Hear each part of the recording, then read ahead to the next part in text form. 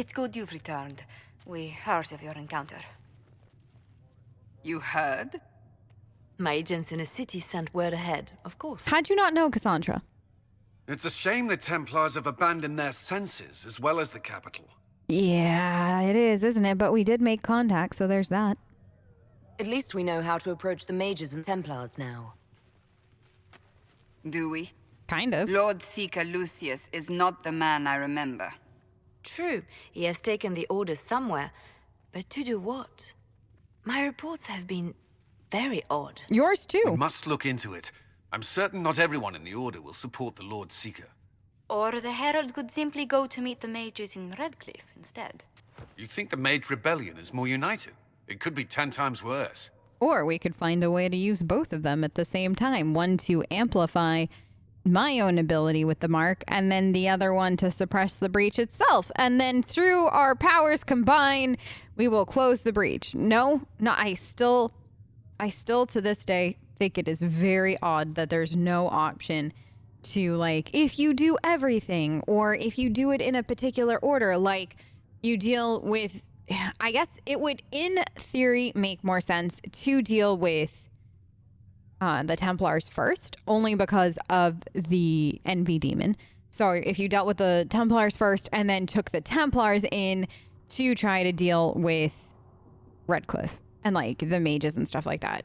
Not like letting them actually be like Templars, but like you'd have like their support / backing / whatever, like if you needed help dealing with like to venture with that. So like it would make more sense in my brain if we were able to have everybody, but have to happen in a particular way. But no matter what, we got to choose soon. Or you could stop bickering and make a decision. I agree. We shouldn't discount Redcliffe. The mages may be worth the risk. They are powerful, Ambassador, but more desperate than you realize. You think it's a trap? You think the invitation could be some kind of trap? If some among the rebel mages were responsible for what happened at the Conclave. The same could be said about the Templars. Agreed. True enough. Right now, I'm not certain we have enough influence to approach the Order safely. Then the Inquisition needs agents in more places. That's something you can help with. In the meantime, we should consider other options. Do we have other options? There is one other matter. Several months ago, the Grey Wardens of Ferelden vanished. I sent word to those in Orlais, but they have also disappeared. Ordinarily, I wouldn't even consider the idea they're involved in all this, but the timing is curious. You know what else is curious, Liliana, is that there is a note from Dawn just sitting there, like doctor-patient note kind of things, that I know that you've probably read 12 times because you are the spy master, and it says that I said something about Grey. Wardens, just Grey. And now you're like, well, the Grey Wardens are missing. And you haven't, like, put any puzzle pieces together. I just know how sharp your mind is, and are you being willfully blind after your time with Emery? Because I understand, if so, it does sound suspicious, though. That does sound odd. I agree. The others have disregarded my suspicion, but I cannot ignore it. 2 days ago, my agents in the hinterlands heard news of a Grey Warden by the name of Blackwall. If you have the opportunity, please seek him out. Perhaps he can put my mind at ease. And if he can't, then there may be more going on than we thought. Okay. You have your orders, Jen.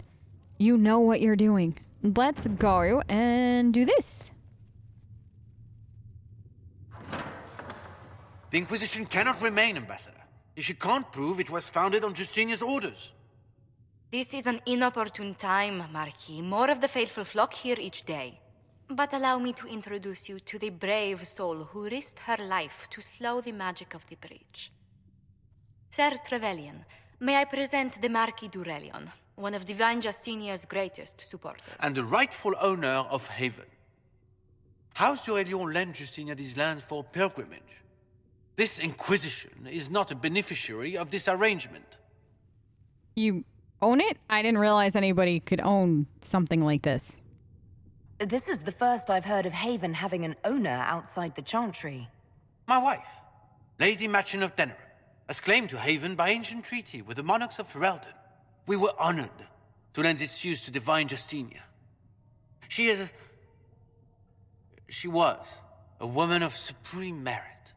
I will not let an upstart order remain on her holy grounds. So I do like it here that there are a, like nice variety of options. However, I do kind of wish that there was like a noble option, because if you are a human noble, chances are you know how to play this game that he too is playing. You know what I mean? So I kind of wish there was a one that leaned a little bit more that way, or was like specific for that. But I think this option tends to lean the most for that kind of vibe. So its followers need shelter. People have been injured. You can't just turn them out onto the snow. And who benefits if they stay? Divine Justinia, Marquis. The Inquisition, not the Chantry, is sheltering the pilgrims who mourn her. Why is the Chantry ignoring the faithful? Because it remains in shock.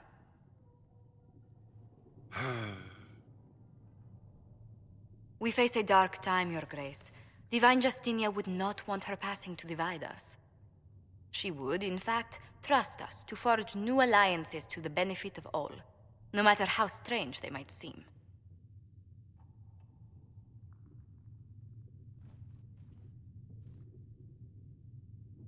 I'll think on it, Lady Montillier.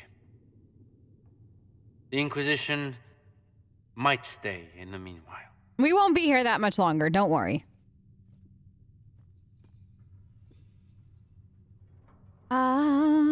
Does he actually own Haven? Do the DuRellions actually have a claim on this place? His Grace's position is not so strong as he presents it. Despite their Ferelden relations, the DuRellions are our legion. If the Marquis wishes to claim Haven, Empress Selene must negotiate with the Ferelden on his behalf. Her current concerns are a bit larger than minor property disputes. Ah, so he can't kick us out into the cold. Fantastic. I'm so pleased the Marquis isn't tossing us out into the cold. His Grace is only the first of many dignitaries we must contend with. You expect more people in Haven? Undoubtedly. And each visitor will spread the story of the Inquisition after they depart. An ambassador should ensure the tale is as complimentary as possible. You are terrifying, and I'm so happy you work for us. How did you become the ambassador? May I ask, what brought you to work for the Inquisition? Sister Leliana approached me. We've been acquainted for quite some time. For better or worse, being the Inquisition's diplomat has become as interesting as she promised. I can only imagine. So what is your background? What sort of dealings have you had with nobility? For some years, I was the royally appointed court ambassador from Antiva to Orlais. The nobility of Thedas is a rather singular sphere. Those I'm not acquainted with, I know through reputation. Ah, fantastic. Well, I'm glad you're here. The Inquisition is lucky to have you as an advocate, Lady Montillier. Thank you. Let us hope so. Thedas' politics have become agitated as of late. That's a delicate way to put I it. hope to guide us down smoother paths. But please excuse me. I've much work to do before the day is done. I love the outfit on her. I do. It makes me so happy. Okay. That. We can use that. Yay! Research unlocked. Okay. So Vivienne is here too, right? We haven't talked to her. Oh no. Oh no. Genevieve. Genevieve Trevelyan, look at me. Look at me, girl. Listen, you know what your stance on mages being free is, okay? You got this. You go and you argue your little heart out, honey. I met an elven mage earlier. Oh? Solus, I believe he was called. That's his name. I admit I was surprised. I didn't expect to find mages among the Inquisition. Tell me, why were you at the Divine Conclave? My mother made me. No, like, I kind of wish there was that option. Kind of like as a normal human, like you're kind of just like, well, my mama made me. She wanted somebody from the Trevelyan clan there, okay? She said, Genevieve, you have to go. You're the laziest one out of us. Go listen to the talks, report back. Like that's kind of sometimes what I picture Jen having said. Now, I think it's interesting when you pick that this chaos harms everyone. Vivienne takes it an entirely different way than what you can mean it. Like, this is such an interesting prompt, which is why I think both Ivy and Riley took it. This is my go-to, though. Because the chaos does harm everybody. This all needs to be put to right. This all needs to be fixed, so. The war benefits no one. It must end. An order must be restored. If only the rebels saw things so clearly.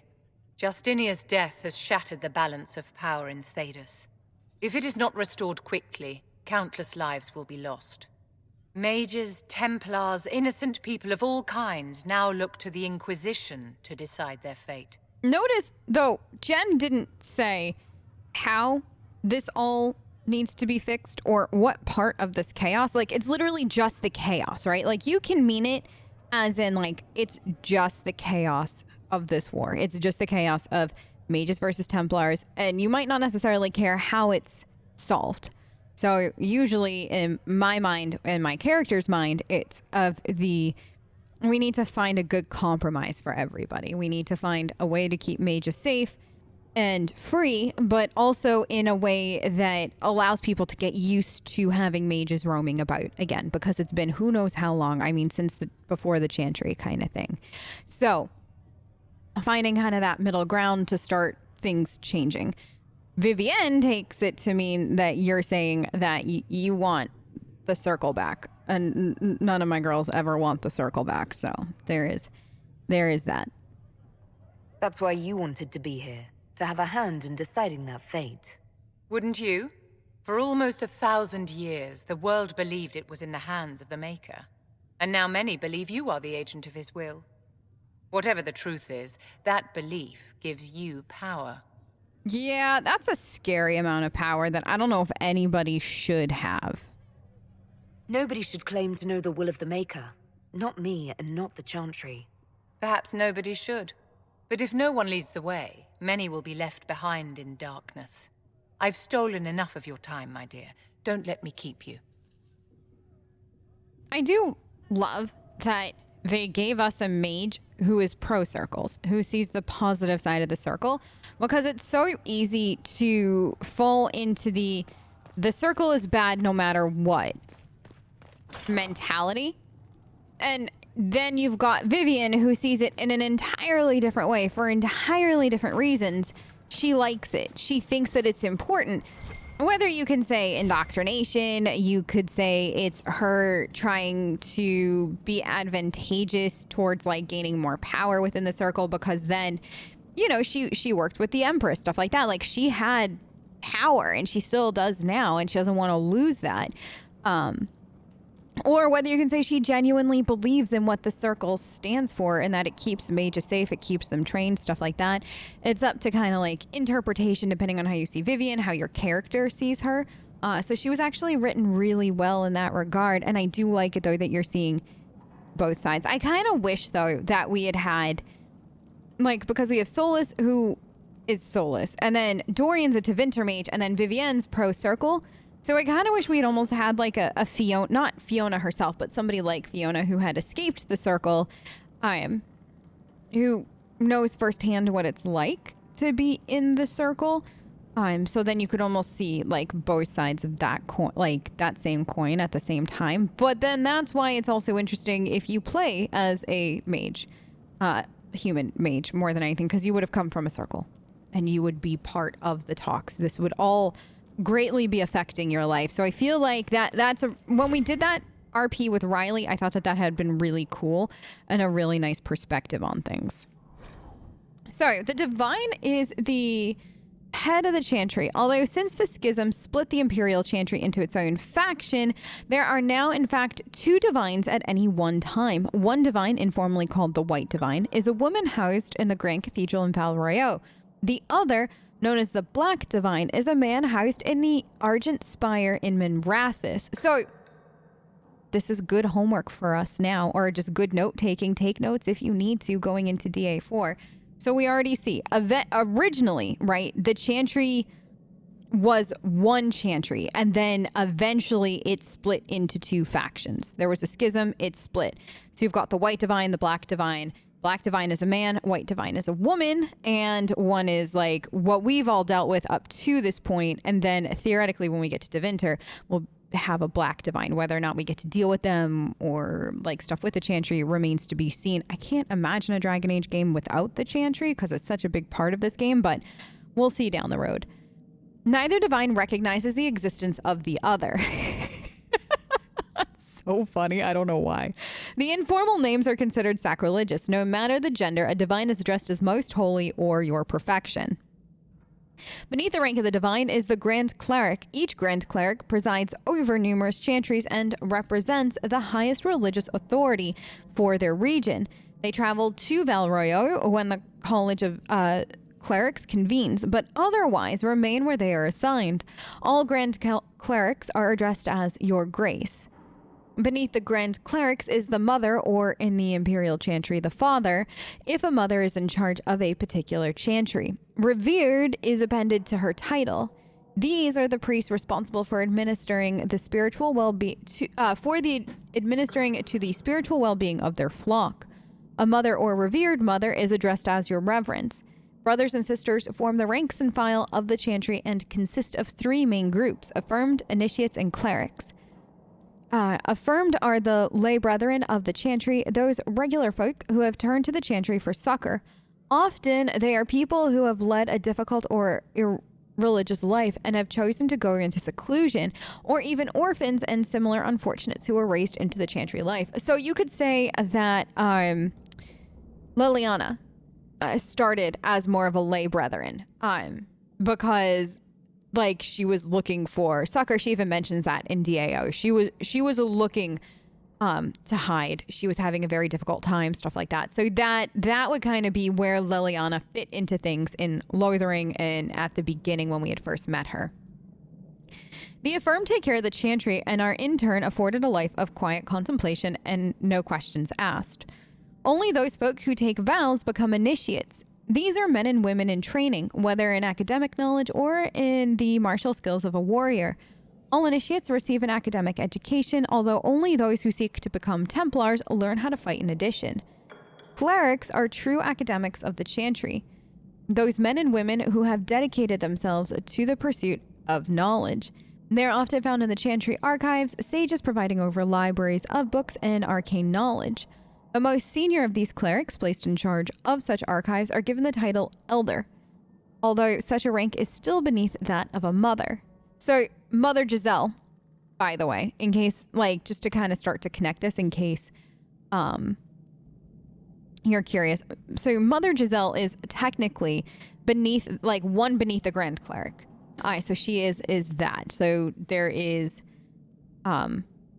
Divine, Grand Cleric, and then Mothers. So that's kind of where Mother Giselle would fall within that hierarchy.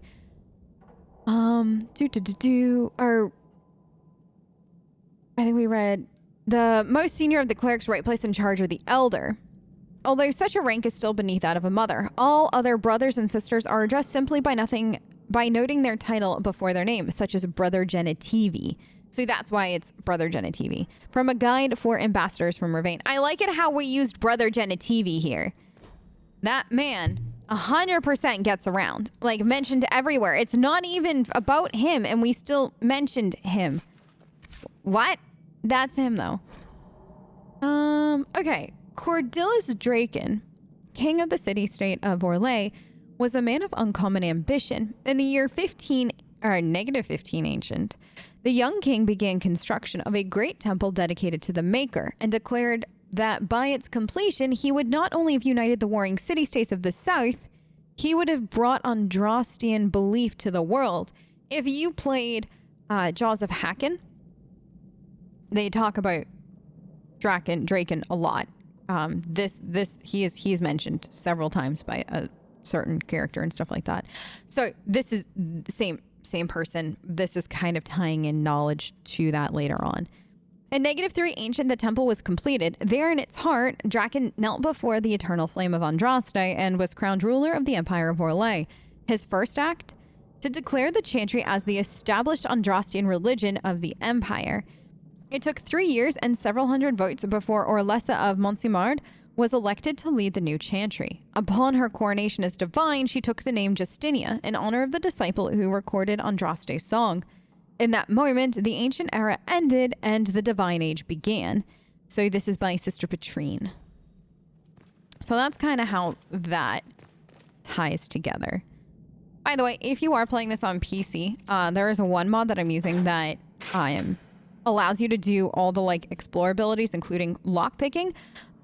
So if you were like a mage or a warrior and you couldn't get in here, I forget how, like, I know that you can get Varric to come down here for you and like lockpick this. I just forget how. Like, I know that I've seen people like switch to them or something. Oh no, if you can't pick this, you can then go and talk to Varric and tell him about the room under here, I think, and like pick the lock yourself. But you could also just get the mod that I used on Ivy and Riley. I actually still have it so Jen can open up doors and do magic stuff, because ain't no way I'm not gonna be able to do everything all by myself. No traveler to the Fade can fail to spot the Black City. How many people travel to the Fade? Like, we're talking like the way that starts, by the way, no traveler to the Fade. It sounds like we're using it as a vacation spot. Ah, yes, if you booked your vacation to the Fade, this time of year the weather is lovely. Pack for sun, but also don't forget to go sightseeing at the Black City on your way. Like that's what? What the Inquisitor did was supposed to be like nigh impossible. They're out here like, when you travel, I know they're probably meeting like dreamers, like mages, stuff like that. That'll go through and everything, but just the way it's worded is so funny.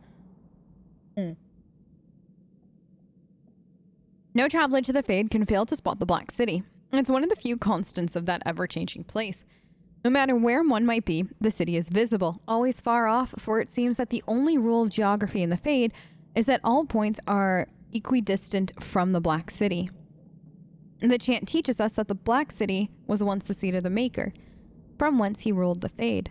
He left empty when men turned away from him. Dreamers do not go there, nor do spirits. Even the most powerful demons seem to avoid the place. It was golden and beautiful once, so the story goes, until a group of powerful Magister Lords from the Tevinter Imperium devised a means of breaking in. When they did so, their presence defiled the city, turning it black, which was perhaps the least of their worries. So, this is from an enchanter. Now, the interesting thing, though, is we know why the veil is up. And the Fade exists and all this other stuff, and how, you know, it all used to be the same thing, blah, blah, blah. So you could very well... I hit my microphone, I apologize. You could very well have had someone sit there. The Black City very well could have been real. It could have been the Golden City. Could have been real. It could have been exactly what they're describing, just not in the context that they're describing it in.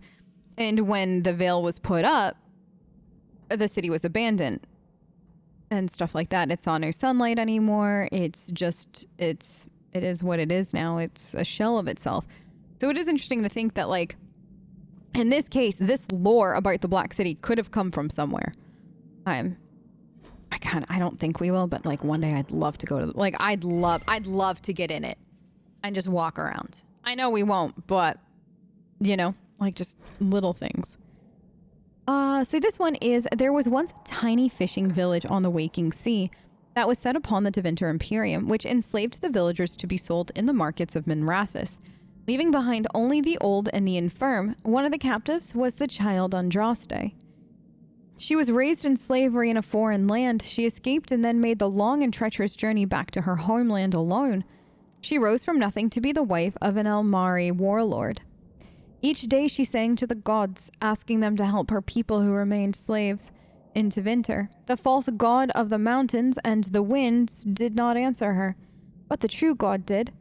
The Maker spoke. He showed her all the works of his hands, the Fade, the world, and the creatures therein. He showed her how men had forgotten him, lavishing devotion upon the mute idols and demons, and how he had left them to their fate. But her voice had reached him and so captivated him that he offered her a place at his side that she might rule all of creation. You almost have to wonder if, like, the way that this is, if it was an old god. Like, if it was one of the old gods who spoke to her and not, like, the maker, but she was able to, like, reach them. Because, you know, we know how they're trapped, stuff like that, blah, blah, blah. And it'd be really interesting if that actually was what this is. Because he showed her how men had forgotten him, lavishing devotion upon mute idols and demons, and how he had left them to their fate. So, like, that would kind of fall within that. And that's an interesting, like, discussion point for, like, the Maker and who he could be.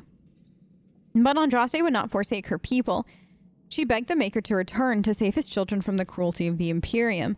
Reluctantly, the Maker agreed to give man another chance. Andraste went back to her husband, Mafarath, and told him all the Maker had revealed to her. Together, they rallied the Almari and marched forth against the mage lords of the Imperium, and the Maker was with them.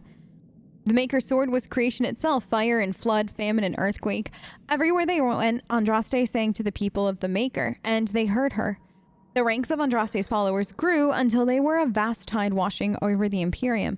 And when Mafarath saw that the people loved Andraste and not him, a worm grew within his heart, gnawing upon it. At last the armies of Andraste and Mafarath stood before the very gates of Minrathous, but Andraste was not with them. For Mafarath had schemed in secret to hand Andraste over to Tevinter. For this the Archon would give Mafarath all the lands to the south of the Waking Sea. And so, before all the armies of the Almari and of Tevinter, Andraste was tied to a stake and burned while her earthly husband turned his armies aside and did nothing.